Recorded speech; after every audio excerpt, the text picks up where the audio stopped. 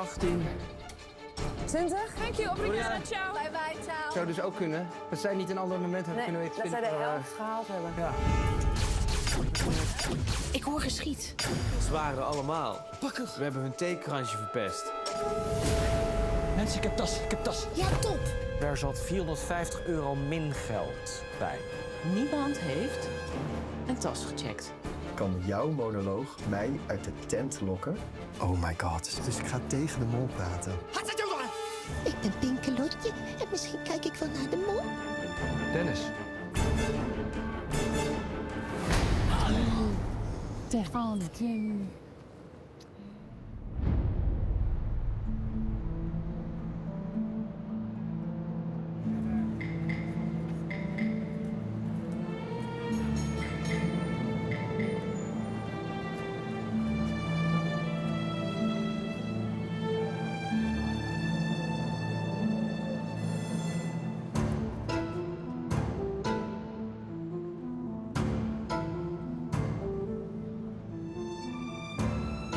David, do you want to know who the mole is? I do.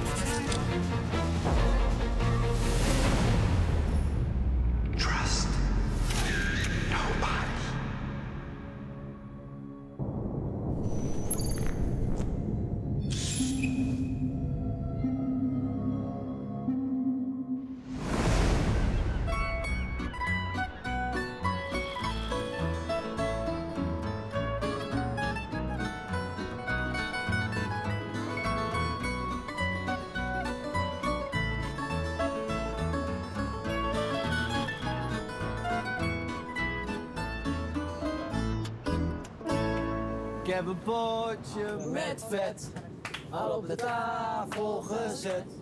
Ik heb een potje vet al op de tafel gezet. Dit was het eerste kopje. Jongens, we zijn nog net begonnen. De ochtend begon goed, want we gingen met een historisch trammetje door het centrum van Lissabon. Hier hadden we alle ruimte om gewoon lekker op antieke rode leren bankjes naar buiten te kijken. Dit is de pijp van Lissabon, zeg maar, dit. Welkom aan boord van deze Mol Sightseeing Tour van Lissabon. We gaan vandaag de stad ontdekken en misschien nog wel een beetje meer. Weet dat als u links naar buiten kijkt, dat u rechts niets ziet en andersom. Ja.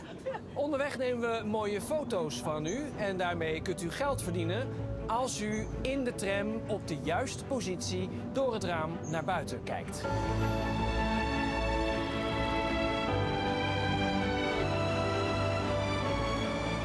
We zijn bijna bij het eerste fotopunt.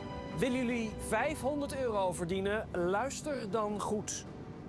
We beginnen allemaal waar het begon. Ga op alfabetische volgorde zitten van het land waar jullie Wie is de Mol avontuur ooit begon. Colombia, C. Is het dan goed volgens mij? Wat ben jij? IJsland, dat is daarna. Wat heb jij? Ik heb Albanië. Dat was jij één. Oh, Jij hier? Nee, wacht nou even. Jij bent de H, jij bent de O. Dus dan moet je weer omkeren. Nee, Colombia. Maar hij is China. Dat is eerder. Ik ben de Z, Zuid-Afrika. Maar is China... Ik ben J, Japan. Wat ben jij? Georgië. Ja, Georgië. We zitten even G. Sta jij op 5? Bij de eerste vraag waren er gelijk al een aantal mensen die het voortouw wilden pakken. Ik dacht bij mezelf, eens even kijken hoe dit zou eindigen. Ben jij? Ik ben Japan, J. Kijken, ondertussen blijven kijken. Jij, dan moet je hier zitten. IJsland.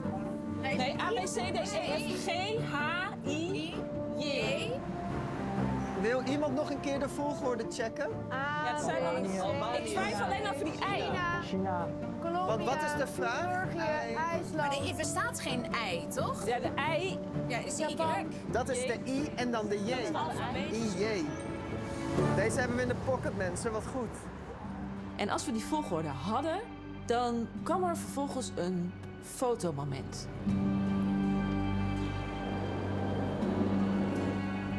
Ja, ik zie een stopbord. Ja, hou erop. Bij de rotonde, dus vooruit. Ja, ik ook. Buiten op straat stond er dan een soort halte aan beide kanten. En werden we van beide kanten gefotografeerd.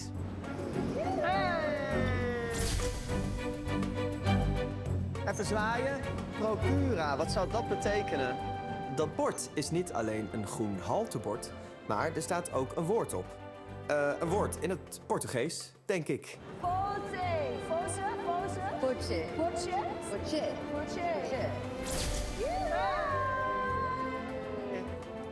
Hey, en wat is bij jullie Fosse Procura? Procura hebben wij.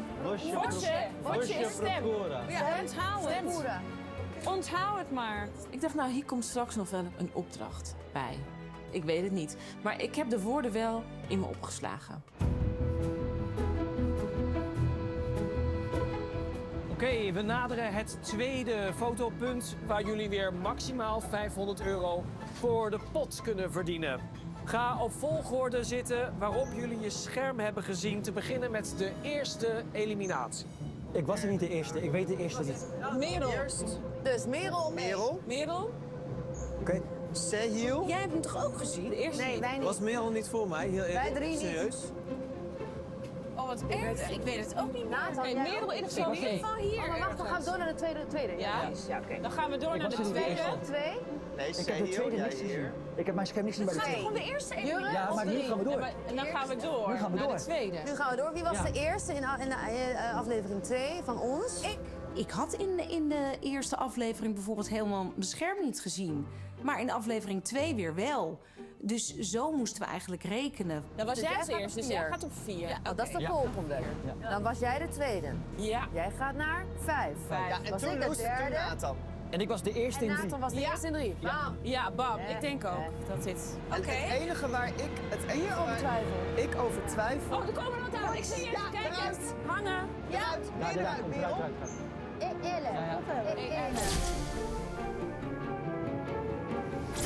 Wat staat er? Wat staat er? Respondera. Respondera. Wat was het aan de andere kant dan? Iets met een Ella. Ella. Oké. Ik denk dat we goed gaan, mensen. Ik ook. Let op, het derde fotopunt nadert weer maximaal €500 voor de pot. Iedereen die in de laatste test heeft ingevuld dat de mol geflitst moest worden, moet aan de linkerkant gaan zitten van de tram. En iedereen die in de laatste test heeft ingevuld dat de mol de pastel de nata's moest bezorgen, moet aan deze rechterkant gaan zitten. Nu gaan we kijken wie de waarheid spreekt. Leuk? Ja. Hoe eerlijk gaan mensen nu zijn? Want het gaat wel om geld in de pot. Kom ik bij jou? Oh nee, we moeten uit een raam. Ik heb bezorgen. Wat heel leuk is om te zien, ja, vind ik dan heel leuk, is toch een beetje dat ongemak dat dan ontstaat bij mensen over, ja, ga je de waarheid zeggen? Of ga je niet de waarheid zeggen? Zou ik bezorgen? Wet van de meerderheid. Is het ook bezorgen? Ik weet, ik heb gespreid. Ja, ingevuld. Of kom dan hier zitten. Ik heb dat gewoon gespreid. Ja. Kom maar hier Schat, zitten maar jij had dan. een vraag, wel of niet? Dan kan je uit het Was je raam een flitser of was je een bezorger? Dat is gewoon ja, of bezorgen of flitsen. Dat is niet gespreid. Snap je? Jawel. Ja, Je tuurlijk. weet niet of allebei... altijd gespreid. Maar je had niet op allebei keuze. Dus heb je gekozen voor een Ja, maar bezorger of een flitser. is de vraag Ja, waar dus ik dat nog weet. bezorgen, dit is flits. Jij denkt dus dat je toen hebt aangeklikt flitsen. Hij heeft 100% bezorgd. Ik heb bezorgd. Maar Ja, jij, maar daar gaat het niet in de test heb jij toen geklikt op de mol zit bij de flits. zitten? Nee. Ik ga wel. Nee, je hebt ook nog... Nee. Jullie, ik ga hier zitten. Is goed. Zeg helemaal niks.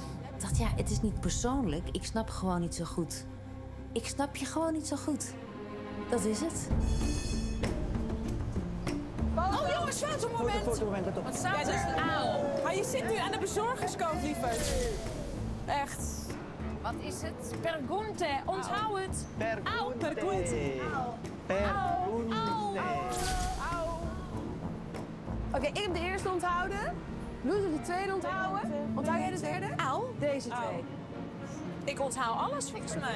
Nee, je hoeft er maar één. We zijn bijna bij het laatste fotopunt. Jullie mogen op willekeurige volgorde gaan zitten. Maar wel met een papiertje waarop staat de naam die jullie hebben ingevuld bij de laatste test. Bij de vraag, wie is de mol? Oké.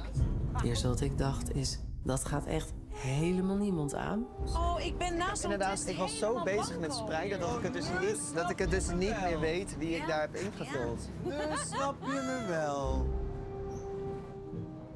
Ga ik eerlijk zijn, dan hebben we geld in de pot. Ga ik expres niet eerlijk zijn? Oef, oef. Ik weet dat nog Oh, heel ik vind het echt een rotopdracht. Ik vind dat echt geen probleem. Want als ik eerlijk ben en er wordt een foto van gemaakt... dan zien de anderen waarschijnlijk die foto misschien wel. Dan weten ze op wie ik heb gestemd. Nou, ik ga met niemand delen wat ik heb ingevuld. Dat is gewoon heel dom. Dat hou je voor jezelf. Mag ik iedereen's blaadjes zien? Nee. Nee. Nee. Nee, maar dat mag niet zien. Maar van wie mag ik het niet zien? Iedereen behalve ik volgens mij. Ik heb er niks ingevuld. Jullie gaan het niet laten zien, jullie blaadje? Ik heb er niks ingevuld. Ik ben aan het nadenken. De sfeer begint te veranderen in onze groep. zeker.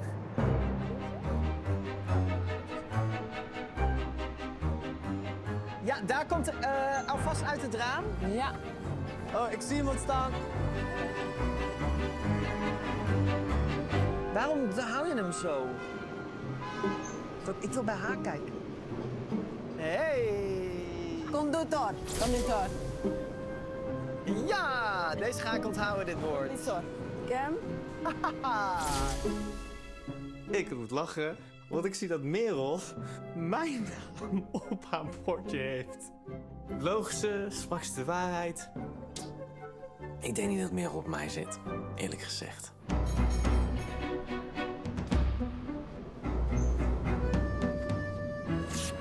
Allemaal verscheuren. Allemaal verstoppen gelijk. Lieve mensen, we zijn bijna bij het eindpunt van deze rit. Zometeen bij het uitstappen uw spullen niet vergeten. Oh, dit was de Kijk vierde. uit voor het afstapje en vergeet uw gids niet.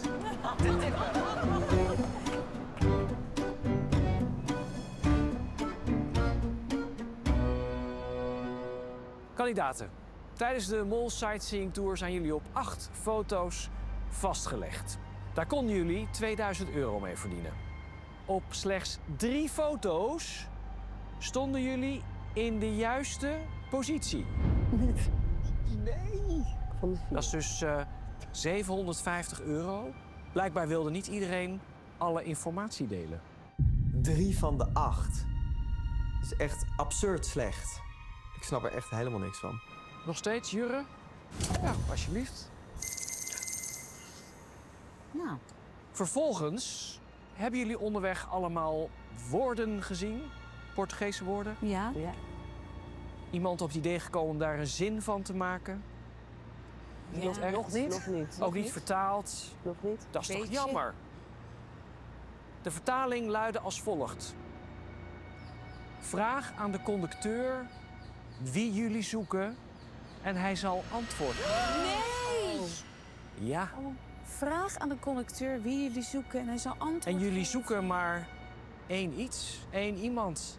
De naam van de mol. Nee. Oh, Ja. had hij het gezegd? Oh, wat erg. Wat is fortje? Is misschien vragen. In plaats van stem. Kijk, Spaans is geen Portugees, dat blijf ik zeggen. Maar als ik die woorden had gepakt, onthouden, achter elkaar had gezet, een beetje gehusteld, dan was ik waarschijnlijk wel tot de betekenis van die zin gekomen. Maar goed, we zullen dus moeten wachten tot de finale op dat antwoord. Maar ik heb nog iets leuks. Jullie aanzichtkaarten zijn er maar 3 geworden. Deze 3 aanzichtkaarten mogen jullie in jullie hotel versturen naar Nederland. Naar 3 willekeurige provincies. En als de ontvangers zich melden, dan mogen ze naar de finale komen om te kijken, samen met jullie en te horen wie de mol is. Aan wie kan ik deze geven? Aan mij. Leuk. Alsjeblieft. Dankjewel. Ik hou van kaartjes sturen namelijk. Nou, dan zou ik zeggen, ga je gang. Kijk, die is sowieso. wat leuk. Goed. Van de 3 foto's waren 3 hele leuke aanzichtkaarten gemaakt. Hartstikke schattig. Maar we konden natuurlijk nu ook zien welke kanten er dus waren gelukt. De bezorgers is goed. Bezorgers en vissers. Even kijken hoor. Ja. Dat was... Wat ik op de aanzichtkaarten zag, is dat in ieder geval de vraag over de schermen helemaal goed was. En zelfs bij de vraag wie is de mol, waren er 3 kandidaten die het eerlijke antwoord hebben gegeven. Waardevolle informatie. Maar jongens, ik snap echt niet hoe dat nou niet kan. Albanië. Wie zat er in Albanië? Jij toch? Ik was Albanië. Ja, dat is toch de A? Dat is toch het begin? Ik zat op in 1. Nou, we zaten toch goed? Waarom is het niet goed gerekend dan? Ik weet het niet. Wacht even. Ik was ook in Rusland. Ik begon in Moskou. Wij dan wel. Ik wist zeker dat hij eerste land was.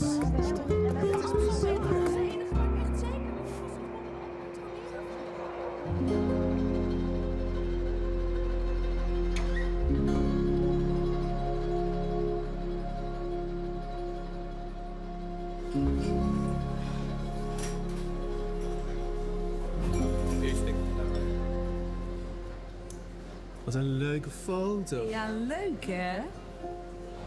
Nou, waar gaan ze heen? Mijn lijn is heel leuk als er een naar Brabant. Ik stem ook voor Brabant. Gewoon familie. Ik vind Flevoland, daar ben ik opgegroeid. Dat vind ik altijd een beetje een vergeten provincie. Dus dat zou ik wel leuk vinden als Flevoland erbij zit. Dat zou ik ook leuk vinden. Texel. Nee, dat is geen provincie. Friesland. My god. Groningen is het. Ik vind Groningen hartstikke leuk. Ja, Groningen. Flevoland. Lieve Molfen. Lieve Molfen. Ja, je schrijft dat heel mooi. Hierbij. Een uitnodiging voor de finale. Zet hem maar onder. Zeg maar gewoon de mol. Afzender de mol, dat is leuk. ik het doen? Ja, afzender de mol. Ja, dat is leuk. Liefst de mol. Dus mensen, als je in Flevoland, in Noord-Brabant of in Groningen woont en je houdt van Wie is de Mol, ga dan op zoek naar die aanzichtkaart. En wie weet zien we je bij de finale.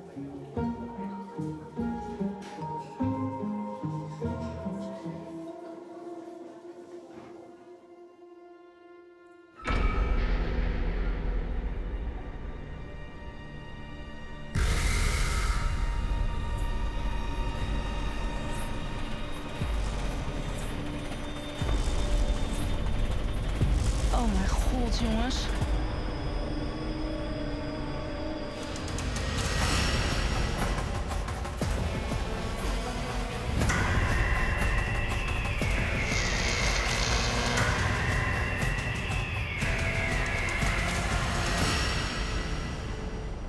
Loes, Kim en Jurre, jullie medekandidaten, maken een vrije val. Oh nee. En tijdens die vrije val moeten zij een zak loslaten. En die werpen in een van de vakken onder hen. Oei. Vak 1 is een joker waard. Vak 2 min 250 euro. Vak 3 500 euro. Het vak waar de zak terechtkomt bepaalt wat er gewonnen wordt. Geld gaat in de pot. Min geld gaat natuurlijk uit de pot. En de joker is voor degene die geworpen heeft. Alleen, jullie medekandidaten weten niet wat die vakken waard zijn. Zij zien alleen 1, 2 en 3. Jullie mogen ze vlak voordat ze in vrije val raken van advies voorzien. Via de telefoon. Dat is zielig. Ja, oké. Ja? Ja. Ik geef jullie even de tijd om te overleggen hoe jullie dat gaan aanpakken. Dat gaat natuurlijk over vertrouwen. Dus als wij zeggen vak 3, dan denkt iemand misschien... ja, maar vertrouw Loes niet, dus ik ga vak 1 doen. Ja, kijk, als wij willen dat ze op 3 gaan, want dat is plusgeld. Mol gaat op min geld. Je gaat op min geld. Mol Of gaat op op min joker, hè? geld of op joker. Dit is wel lastig, omdat je ieder ding wat recht is weer krom kan denken. En je weet ook dat een ander mens wat krom denkt, recht denkt. Het gaat over vertrouwen. Gaan zij ons vertrouwen? Op het moment dat wij zeggen 3, dan zul je zien dat Merel denkt... ja, maar Loes vertrouwt niet, ik ga naar 1 gooien of ik ga 2 gooien. Daar gaat het om. Maar denk je, als we bijvoorbeeld zouden zeggen van vooral niet op 1... dan denk ik dat ze het juist gaan doen. Het was meteen, onze hoofden die schoten alle kanten op. Wat moeten we doen, maar ook wat moeten we bij wie doen? Nathan zal zeggen, ik ga doen wat ze zeggen. Ja, misschien moeten we Nathan van eerlijk advies voorzien. Ja. Zullen we dat Vertrouwen doen? jullie hem, 100%? Ja. Dus bij Nathan zeggen we 3. Zo 3. Ja. 100 meter, hè, hang je in de lucht met een zak. Je denkt bij jezelf, wat ben ik allemaal aan het doen? Er waren 3 vakken in het speelveld en elk vak had een eigen waarde. Maar het was een mindgamespelletje. Dus ik had geen idee bij welk vak er welke waarde was. Wij staan helemaal aan de andere kant van de fabriek. En we zien helemaal niks van wat er gebeurt. Het enige wat we hebben is een telefoonlijn. En we weten dat het gesprek 45 seconden mag duren. En dan wordt de verbinding verbroken. Hey Nathan. Nathan? Hallo kanjers. Nathan, met Kim. Luister, waar wil je voor gaan? Voor geld of voor de joker? En dan moet je goed gaan nadenken. Want vertrouw ik het andere team? Of maak ik mijn eigen keuze en zitten ze mij misschien een beetje te bedotten? En ik dacht maar 1 ding. Nathan, vertrouw in de mensheid. Vertrouw in de mensheid. Jongens, ik wil echt voor geld gaan. Oké. Jij bent de enige. Spek de pot maar. Jij bent de enige die wij vertrouwen. Dus Oké, heel goed. we gaan eerlijk zijn. Je gaat naar 3. Je gaat naar 3. Hartstikke bedankt voor het vertrouwen, hè. Oké, Nathan. Oké, Nathan, zet hem op. Echt geweldig. Veel plezier. Dankjewel, kanjers. Doei, doei, doei, doei. Doei, doei. Hoi.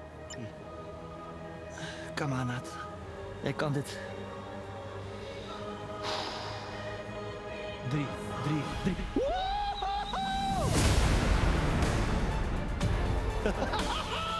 Hoor je dat? Ja. Wat geluid, dat was Nathan. In de eerste worp kon je gelijk de zak gooien, maar ik dacht mezelf, het niet doen. Dus je mocht nog een keer terug en dan mocht je weer nog 1 keer naar voren. Anders was de poging gecanceld.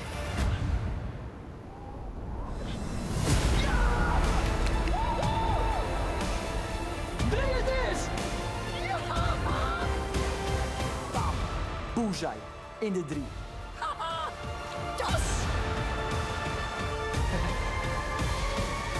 Yes, I did it! Ja, 3. Als je mij zou vragen, Nathan, kan je het nog een keer doen? Nou, dan zou ik echt ja zeggen. Waar gaat hij heen, dit ding? We hadden besloten dat Loes Merel te woord zou staan. Want bij de vorige opdracht had Loes Merel ook ingevuld op haar kaartje, wat ze uit de tram liet zien. Dus Merel zou Loes waarschijnlijk niet zo heel erg vertrouwen. Ik wil zeggen, Merel, wel voor waar wil je voor gaan? We gaan. Dan Zegt weten zij wij een dat. joker. Dan zeggen we, oké, nou, dit we spel vertrouwen gaat jou over niet. vertrouwen. Ja. Wij vertrouwen jou niet, dus jij moet naar vak 3. Ja, en dat is het. Nee, we vertrouwen jou niet, dus je moet naar vak 3. Dan denk je, oh ja, grappig. Dus we denken dat ik niet naar vak 3 ga, dus ik ga naar vak 3. Ja, en dat willen we. Hoe kan ik deze positie gebruiken om iemand daar beneden te controleren? Ik heb informatie nodig. Ik moet erachter komen wie de mol is. Hey Merel, Loes hier. Loes, ben jij dat? Ja. Een vraagje. Voor welke optie wil je gaan? Nee, ik wil het aan jou vragen. Zijn jullie met z'n drieën? Ja. Oké, dan geef ik je nu de opties. Hey, luister naar mij. Ik vertrouw jullie alle 3 niet. Ik wil 1 van jullie spreken en ik wil hem apart spreken. Ik ben het.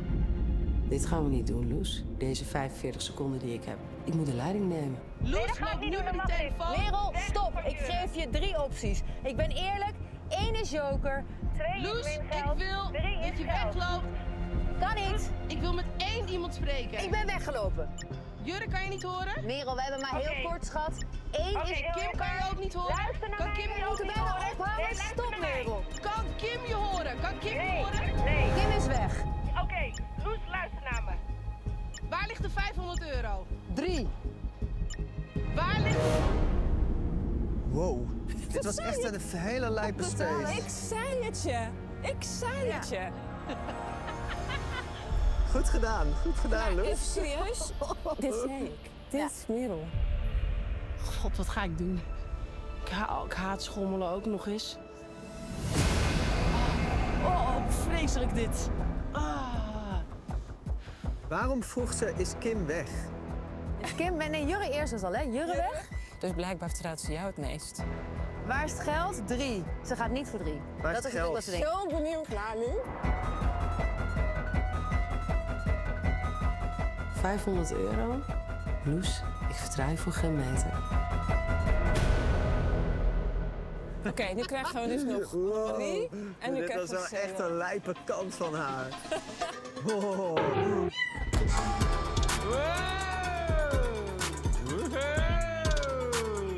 Haha, wat vet. Bij Sehil zou ik zeggen, het maakt me niet uit wat je doet. Maar Je doet toch je eigen ding, je doet namelijk? toch je eigen ding, maar ga alsjeblieft niet naar 3. Ik denk dat dat bij hem helpt. En dan gaat hij op 3. Sehil wordt gewoon, de joker is 1. Ja, en want de dat 2 gaat hij is toch min niet geld. doen. Misschien moet het dan wel zeggen, 2 is min geld, 3 is geld. Ja. Dit is echt waarvoor ik meedoe. Ik was gewoon aan het genieten, jongens. Het maakte me echt helemaal niks meer uit. Sehil, Kim hier. Hoor je mij? Hey, Kim! Oké. Hoe is ie? Waar wil je voor gaan? 500 euro toch? Je wilt toch voor jokers? Hoe kan je dat nou niet willen? Oké, luister. 1 is de joker. 2 is min geld. 3 is het geld. Oké, helemaal helder. Succes! Ja, dankjewel. Veel plezier! Woe! Ik hou van dit programma!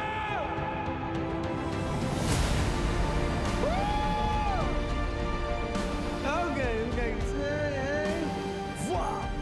En ik vloog en het voelde echt eventjes oprecht alsof ik kon vliegen. I came in like a wrecking ball!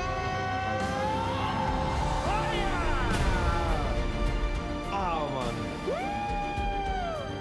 Het is gewoon jij en de hemel.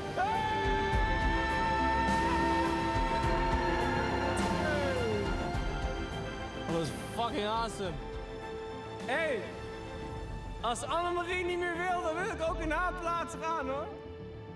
Ik vond Sehil atypisch dan nu. Ja, want? Ja, waar wil je voor gaan? Voor het geld natuurlijk. Ja. Dus zij liegen ook. En heel langzaam ging ik naar boven met een hele zware zak. Dat vond ik eigenlijk nog het engst. Ik denk, oh, ik laat straks die zak voortijdig vallen. Wat doen we met Annemarie? Ik denk dat je bij Annemarie moet zeggen, wij vertrouwen jou. Als zij zegt de joker, oké, ga voor 3. Ja. Ja. Oh, wel onaardig. Oké. Let's go. Annemarie, Jurre hier. Ja, hoi. Hoi schat, wat goed dat je dit doet. Ja. Ik weet wat je moet doen. Voor wat Oké, wil je vertel. gaan? Ik wil of voor een joker of voor 500 euro. Je kan me vertrouwen. Ik ga geen tegenovergestelde dingen doen. Dat heb ik al besloten. Dus het wordt sowieso mikken. Maar dan ga ik vooral niet die min 250 proberen te raken. Dat is mijn doel. Op 3 ligt het geld. Ja. Daar moet je het mee Dat is de doen. laatste. Heel veel succes, Oké. Moppie. Zet hem op. Oh, op 3 ligt het geld. Doei. En de rest hoor ik dus niet. Ik heb opgehangen. Op 3 ligt het geld. Ja, verdorie. Dus ik kan nooit voor een joker gaan. Dit is goed, want nu denkt ze, ja, ik ga geen risico lopen. Dan ga ik dus maar voor 3, want daar ligt het Dat is geld. slim van ons, jongens. Ja. Gaan we weer doen. Ja, jeetje, waarom hebben we dit nu pas bedacht? Nou, dan ga ik voor het geld. Oh mijn god, jongens. Op 3 ligt het geld. Oké, lekker. Ik ga ervoor. Dit is 1. Ah, lekker zeg. Joehoe. En op 3 ga ik mikken. Op 3 ga ik loslaten. Ja! Hihi! Nou, dit is hartstikke leuk, dit. Zie je nou, Anne, je kan dit gewoon. Ik hoop dat ik jullie kon vertrouwen. 500 euro. Hoop je dan, hè? Oké, jongens. Ik denk dat we het wij het goed hebben gedaan. Ik ben blij. Ik ben ook blij. Keer de wereld. Wij waren eerlijk. Ja. In een spel waar het alleen maar gaat over liegen. Kandidaten. Loes, Kim en Jurre hebben jullie van strategisch advies voorzien. De vraag is alleen of de zakken ook in de juiste vakken terecht zijn gekomen. Voor de volledigheid, adrenaline junks. Ik ga even zeggen wat de waarde van de vakken was. Oké. Vak 1 is een joker waard. Vak 2, min geld, min 250 euro. Vak 3 is 500 euro waard. Die van mij lag op 2, min 250 euro. Dat werd toen duidelijk. Jullie mogen 1 kandidaat aanwijzen. Heeft diegene geld geïncasseerd, dan wordt dat verdubbeld. Min geld wordt ook verdubbeld. Heeft diegene een joker gewonnen, dan is die kandidaat zijn joker kwijt en krijgen jullie alle 3 een joker. Voordat jullie iemand aanwijzen, mogen jullie met dit viertal in gesprek. Het is natuurlijk wel de vraag of ze de waarheid spreken. Nou, toen dacht ik toch wel, dit mogen duidelijk zijn. Wij willen degene met een joker heel graag hier uitpikken. Wie denken wij, Bas? Wie denken wij dat er voor de joker is gegaan? Nou. Annemarie wist niet waar de joker was. Annemarie wist niet. Nee, Annemarie dacht van Sehil en Merel hebben we voor de joker laten gaan. Ja, dus Of die Sehil en Merel zijn we of Sehil of Merel. Nou, lekker overleg, jongens. Ja, sorry. Nee, maar dit vind ik graag. Kom maar op. Maar goed. Dus Zeg als maar jij... wat je als wil. Wat willen jullie? Willen jullie liever jokers of geld? Want ik heb namelijk geld. Ja, dat geloof ik. Dat geloof ik ook. Wie heeft er nog meer geld? Ik heb geld. Dus het is gelukt met die zak. Het was niet moeilijk of zo. Helemaal. Ik kon Sterker nog, gewoon bullseye. heerlijk mikken. Oké. Boezij 3. Bullseye? Boezij 3. Ja, en dan komt het weer aan op vertrouwen. Sehil, wat heb jij gedaan? Nou, ik ging voor die 500 euro. Ik miste, dus nu heb ik niks. Op welke is die dan terechtgekomen? Geen één. En welke in de buurt? Dat welk weet je vak? niet. Dat weet je Dat niet. weet je wel. Oké, dus ik denk dat hij bang is. Hij is misschien op 1. Hij weet niet dat hij op 1 is gegaan en hij is bang dat we hem daar vanaf. Merel, wat denk je? Waar is jouw zak op terechtgekomen? Oké. Ik wil wel zeggen wat ik heb opgehaald. Ja? Nou, Zeg maar. Ja, zeg maar. Min 250. Dat wil ze natuurlijk zeggen, zodat Ja. we haar voor de zekerheid niet kiezen. Niet kiezen. Zodat zij haar eigen joker behoudt. Ja, dus we gaan sowieso of... Ja, sorry, wij willen heel graag Maar met dan- z'n drieën ja, een joker. Maar mensen, Nu luister. willen Ik wij- zou het risico niet nemen. Neem gewoon dat geld. Nee, wij willen graag een risico nemen voor 3 jokers. Dat snap je toch? Ja. Ja, maar... Ja, kom op. Oké, dus we Maar dan kunnen lekker kiezen. risico. We kunnen Straks kiezen. zit je op min 250. Jongens, dan is ik het wil een 500 euro. besluit. Wie wijzen jullie aan? Sehil. We hoopten van harte dat Sehil dus eigenlijk een joker in zijn zak zou hebben, zodat wij drieën dan ook een joker zouden verdienen. Sahil, vertel, wat was de waarde van jouw worp? I give it like a wrecking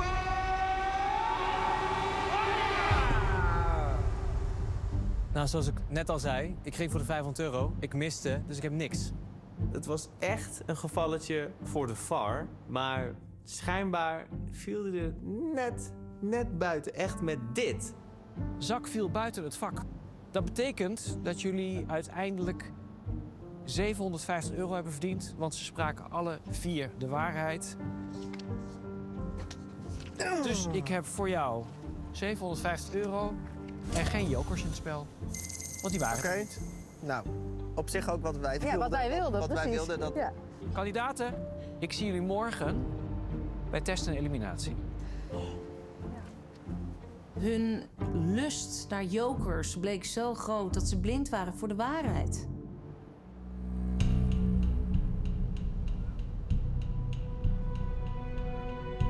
Oké, vertel Annemarie. Hoe ging het? Ik vond het helemaal niet zo moeilijk en ik werd niet verlamd door angst of zo, Maar snap je? godzijdank hebben we niet Merel gekozen. Nee.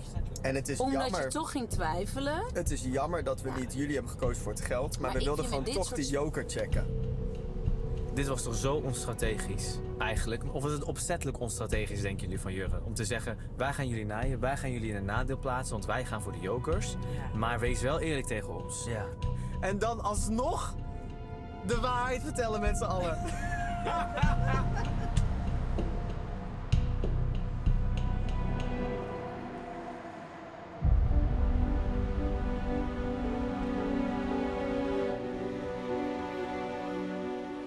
Daar staat de brievenbus, jongens. Nou, ik zou zeggen, Ik ga posten. Toen kwamen we terug in het hotel en we hadden nog 3 aanzichtkaarten. En die moesten op de post. Groningen. Gaat erin. Ja. Kijk, We hebben Flevoland nou, en daar, Brabant. daar weet de postman wel raad mee. Goed gedaan, hè? Goed gedaan. Ja, nou jongens, ik zeg tijdens een versnapering.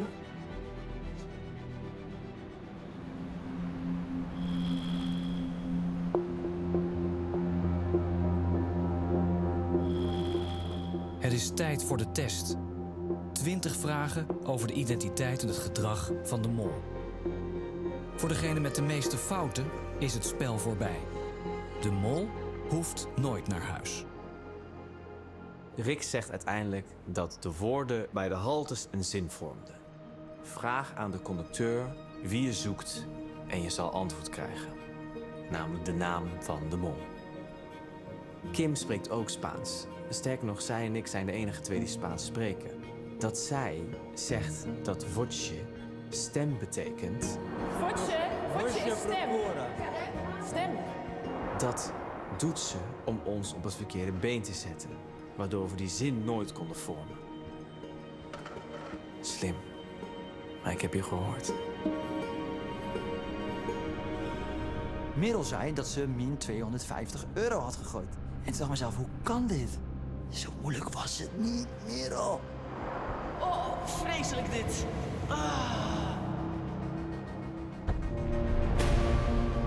Ik wil wel zeggen wat ik heb opgehaald. Zeg maar. Min 250. Je komt er niet mee weg, hè, Merel? Dus je bent wel eerlijk geweest, maar je hebt nog steeds dat zakje in min €250 gegooid. Je hebt weer wat mijntjes om jezelf heen gelegd. Rick gaf ons de eerste opdracht en de eerste opdracht was: ga op alfabetische volgorde staan van het land waarin jouw Wie is de Mol avontuur ooit begon. Ik ben de Z, Zuid-Afrika. Ik ben J, Japan. Wat ben jij? Georgië. Ja, Georgië. Bij Loes dacht ik zelf, Georgië. Ik weet nog dat het jaar van Loes toch begon met de legendarische woorden: ik zit niet in Kiev, vriend. En toen dacht ik, zat Loes wel in Georgië? Wanneer gedraagt iemand zich nou gek? Wie is er de hele tijd het liefste niet met het spel bezig? Ja, dat zijn allemaal hele kleine aanwijzingen die ik weet als mol dat ik dat dan prettig vond. Mol zijn is gewoon super intens. En daar zit ik nu wel een beetje naar te kijken. Van wie wil gewoon soms even chillen? En om eigenlijk even stiekem bij te komen.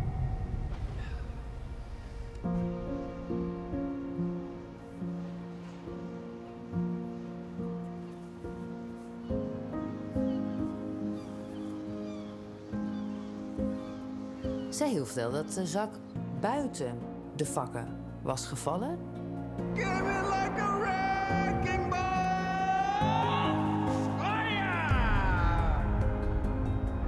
Een zak die buiten het veld ligt, is dat dan een mollenstreek? Is dat niet de perfecte mollenstreek? Ik vond dat verdacht. Ik denk dat de mol wel heel graag een vrije val maakt. Dan kan je het fout doen. Je kan voor een joker gaan waar je niks aan hebt als mol. En wat de mol natuurlijk het liefste doet, is geld uit de pot spelen. We zijn het er wel allemaal over eens dat we het onwijs leuk hebben in deze groep. We willen natuurlijk lachen en ik heb toch wel het idee dat we allemaal wel voor die opdrachten gaan. We hebben wel honger of zo naar die opdrachten. Ja, er zal misschien ook een mol tussen zitten die denkt van ja, honger naar die opdracht. Ik heb honger naar om die pot leeg te trekken. Die mol die gaat nog iets in zijn schild voeren.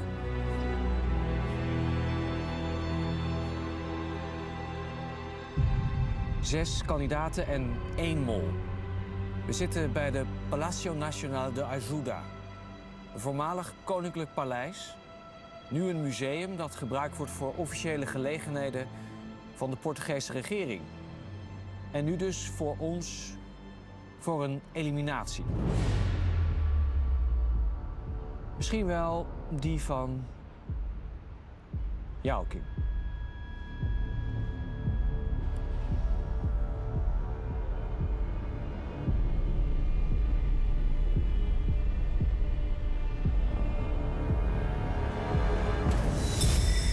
Kim, wat goed. Wat fijn, nee, Kim. Merel.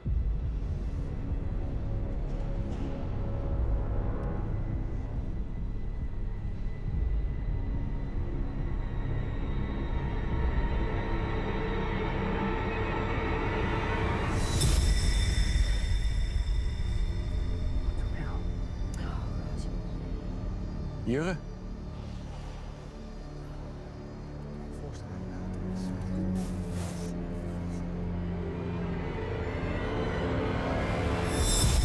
Oh, Joppie de poppie. Oh god, jongens. Loes. Oh.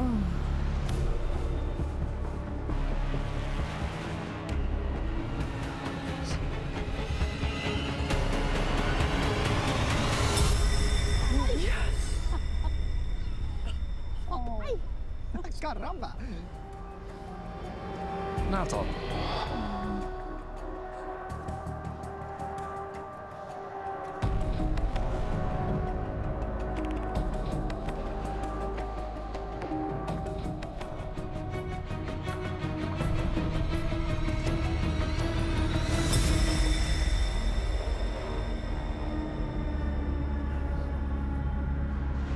Nog 2 schermen over. Sahil en Annemarie. Even een historisch feitje tussendoor. Even een historisch feitje tussendoor. In 2012 werd in Wie is de Mol hard onderhandeld. Hard onderhandeld. Door de toenmalige kandidaten Frits, Hadewig, Liesbeth, Tim en Annemarie. Zij beslisten over het lot van de laatste 2 kandidaten die bij de eliminatie hun scherm nog niet hadden gezien. Het lukte ze toen om de eliminatie niet door te laten gaan. Tja, dat zou jullie ook moeten kunnen lukken. Ja, dat jullie toch ook moeten lukken? Als jullie dat tenminste willen. Annemarie en Sahil, de andere 5, gaan over jullie lot beslissen. Oh nee, boontje komt om zijn loontje, dacht ik. Want dit is gewoon exact het dilemma wat ik toen als mol heb meegemaakt met de kandidaten om mij heen. En dat doen ze onder de deskundige begeleiding van de presentator uit 2012.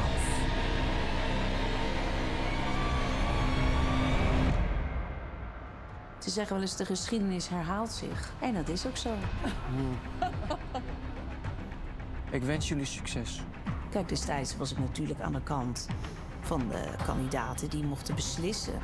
En dan was ik ook nog eens een mol. En nu zat ik gewoon, aan de andere kant. En dat vond ik wel lastig.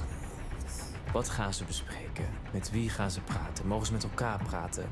Hoe ziet de stemming eruit? Wat zou ik doen? Ik zou de eliminatie door laten gaan.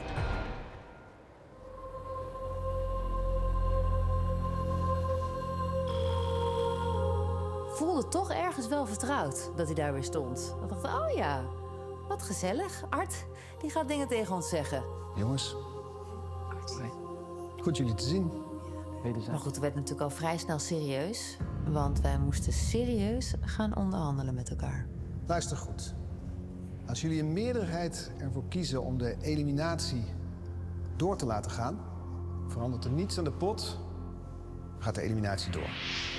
Als jullie er unaniem voor kiezen om de eliminatie door te laten gaan, €3000 uit de pot.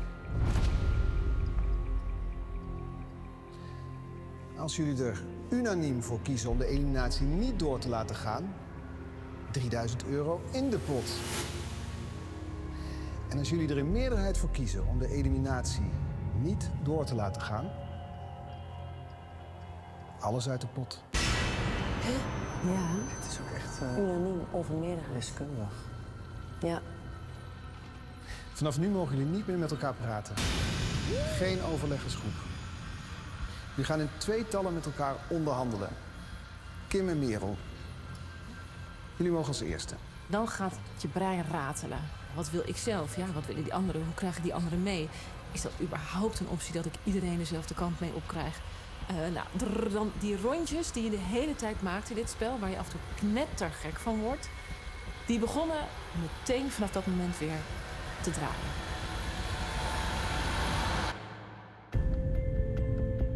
Wij kregen dezelfde opdracht als toen. Wij mochten in onderhandeling over het lot van de 2 overgebleven mensen.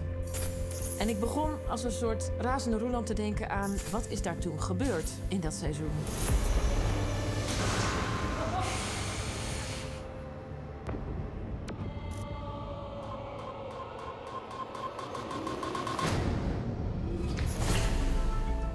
Is het überhaupt mogelijk om unaniem te zijn in dit spel? Zo. Hey, Merel.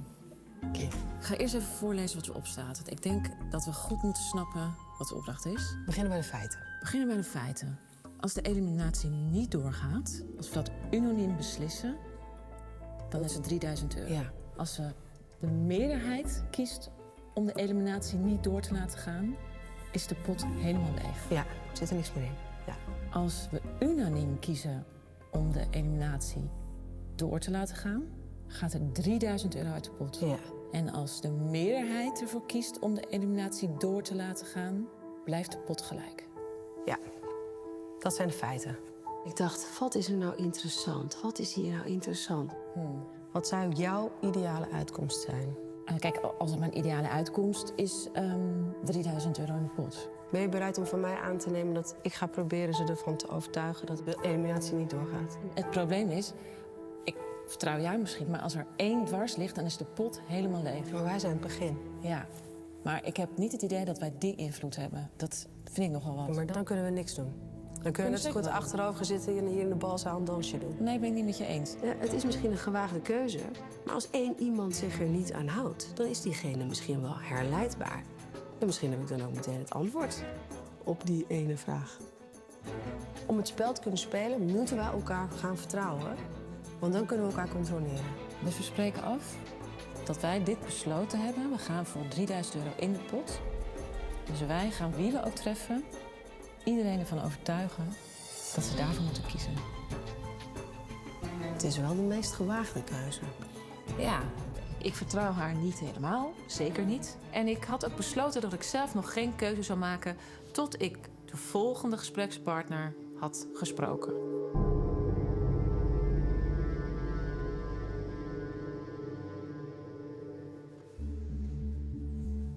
Het is dus niet dat je iedereen spreekt. Er zijn bepaalde duo's.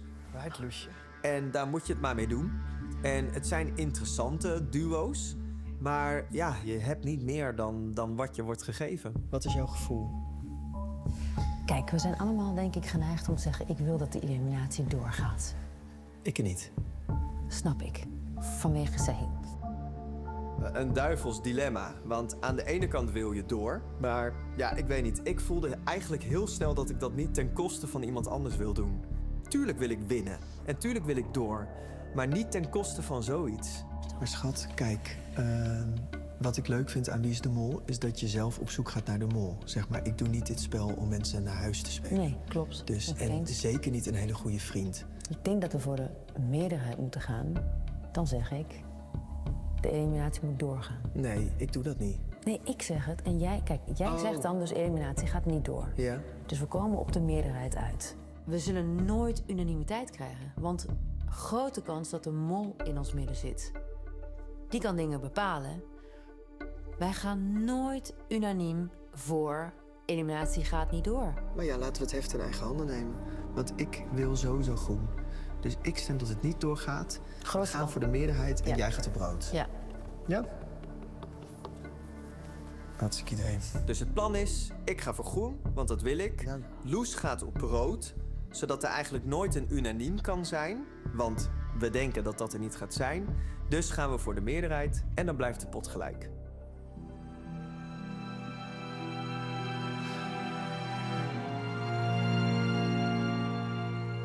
Wat wil jij het liefst?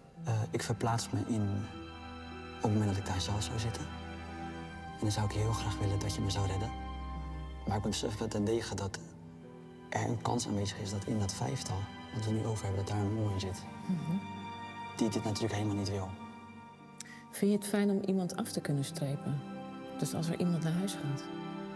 Nee, ik wil die twee gewoon redden, man. Je wil die twee redden? Oké. Dat betekent dat jij dus zou willen gaan voordat de eliminatie niet plaats gaat vinden. Dat hij niet doorgaat. Als er één iemand, en dat kan een mol zijn om ons, dat niet doet, dan trekken we de hele pot leeg. Precies, dus daar ben ik met ten dege van. Dus we moeten het spel spelen. Wat stel je voor dan?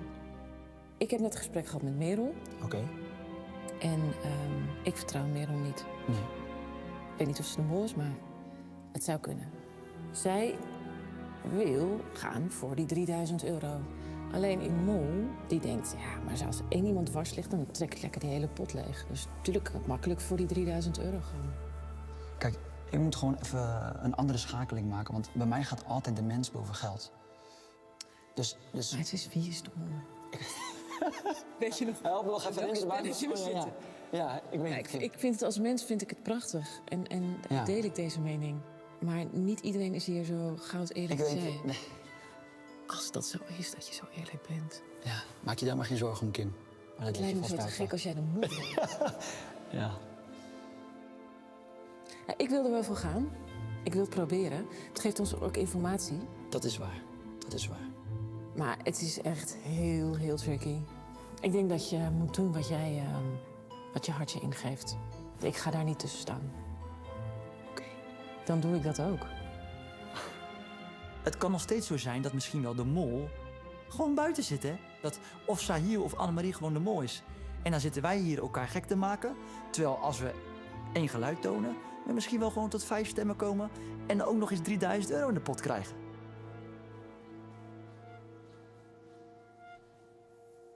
Wat heb jij met Kim besproken? Ik heb met Kim afgesproken. We zorgen ervoor dat iedereen unaniem ervoor kiest om de eliminatie niet door te laten gaan. En daarmee verdienen we 3000 euro voor de pot. Wat heb jij met Jur afgesproken? Dat we allebei zouden gaan voor eliminatie gaat door. Unaniem of meerderheid? Dat weet je niet. Als wij dat doen, dan is de kans groter dat het of unaniem wordt, of in ieder geval meerderheid. Ik zeg jou, Kim en ik blijven erbij. Bij eliminatie gaat het niet door. En we verdienen 3000 euro voor de pot. Jurre gaat op groen, weet ik zeker. Nathan gaat op groen. Kim gaat op groen. En dan zijn Merel en ik nog over. Wie van de twee gaat niet op groen? Of gaan we dan toch allemaal op groen? Maar ben je bereid om mee te gaan in mijn keuze? En de keuze van Kim natuurlijk. Ja, dat is de vraag. Ik twijfel over mijn stem. En ik baal een beetje. Ik zou heel graag van jou willen weten, wat heb je besproken in je vorige gesprek? Ik ga sowieso voor groen. Dat is een ding. Eigenlijk hebben Loes en ik bedacht dat we willen voor die optie. De pot blijft gelijk. En gaat door. Dus ik ga voor groen en zij gaat voor rood. Oké. En dan zitten doordat ik voor groen ga en zij gaat voor rood, zijn we nooit meer unaniem. Maar zitten we in de meerderheid. Ja. En we willen dat die gelijk blijft, dus daarom gaat zij voor rood. Maar Merel heeft dus Kim proberen te overtuigen van groen. Dus als Merel nu met Loes praat, gaat zij niet anders doen. Oké, dus jij zegt we moeten allemaal voor groen. Ja, want ik wil zelf voor groen gaan. Ook vanuit humaan oogpunt. Als ik daar zelf zou zitten. Maar lieverd, ik vind het prima om te zeggen dat we allemaal voor groen gaan. Maar als er zit iemand bij die we niet kunnen vertrouwen. Dus als dat gebeurt, dan is de pot leeg. Maar dan is het leuk om te kijken eigenlijk, als we zeggen we gaan unaniem voor groen. Ja. Wie is dan die rotzak die roet in het eten gooit? Ja. Want ik weet dat jij niet voor rood gaat. Nee. En ik ga ook niet voor rood. Nee. Leuk toch? Doen we dat? Dus dat is de snelste en beste onderhandeling ooit. Ja, maar we willen alle twee hetzelfde, denk ik. We willen allebei hetzelfde. Ja. Het enige ding wat spannend is dat al onze hoop is gevestigd op Merel. Want Merel moet Loes overtuigen om toch te switchen van rood wat ik met haar heb afgesproken, iemand die ze best wel vertrouwt, denk ik, naar groen. Dus dat we unaniem voor groen gaan.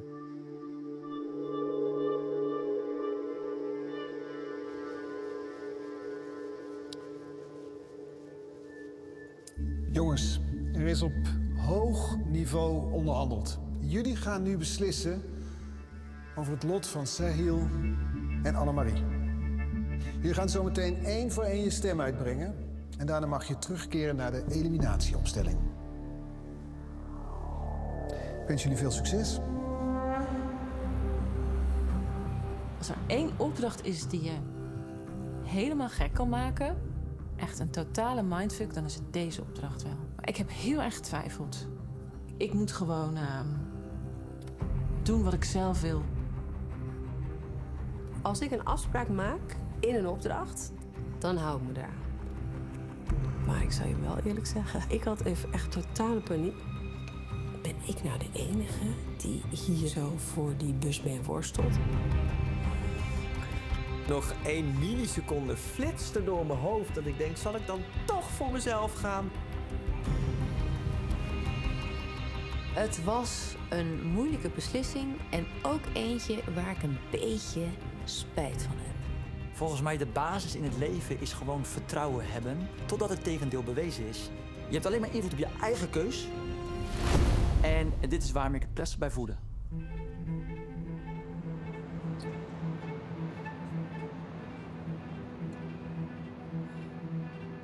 Sahil en Annemarie. Jullie lot is bezegeld. De anderen hebben onderhandeld en gestemd over het al dan niet door laten gaan van de eliminatie. Annemarie en ik worden allebei verdacht.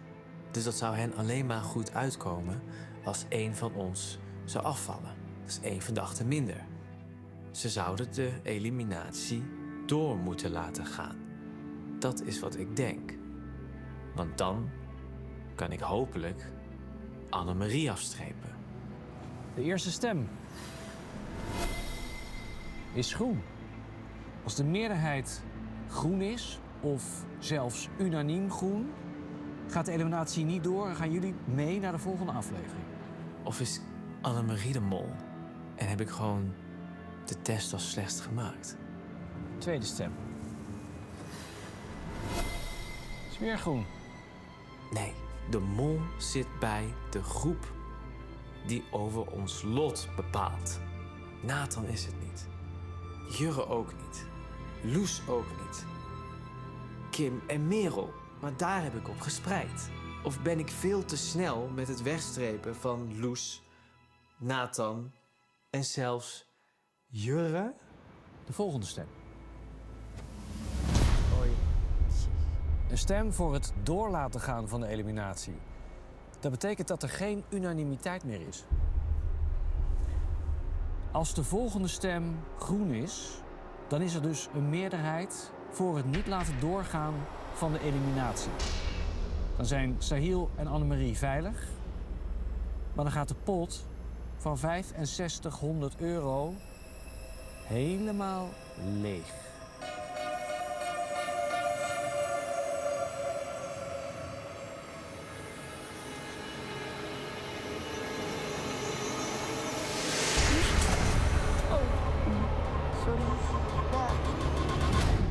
Gefeliciteerd, Sahil en Annemarie.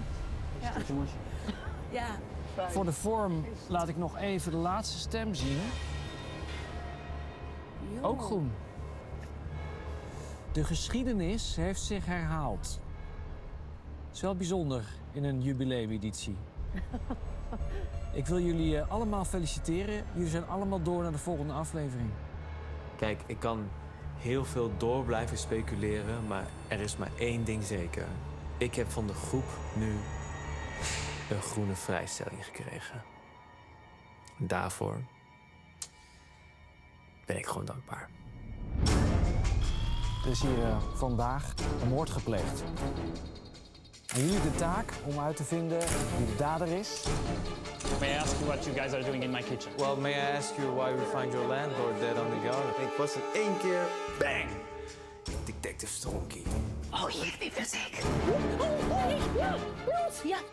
Bij de eerste gang is 1 gerecht erg pittig. Nou, ik ben opgelucht.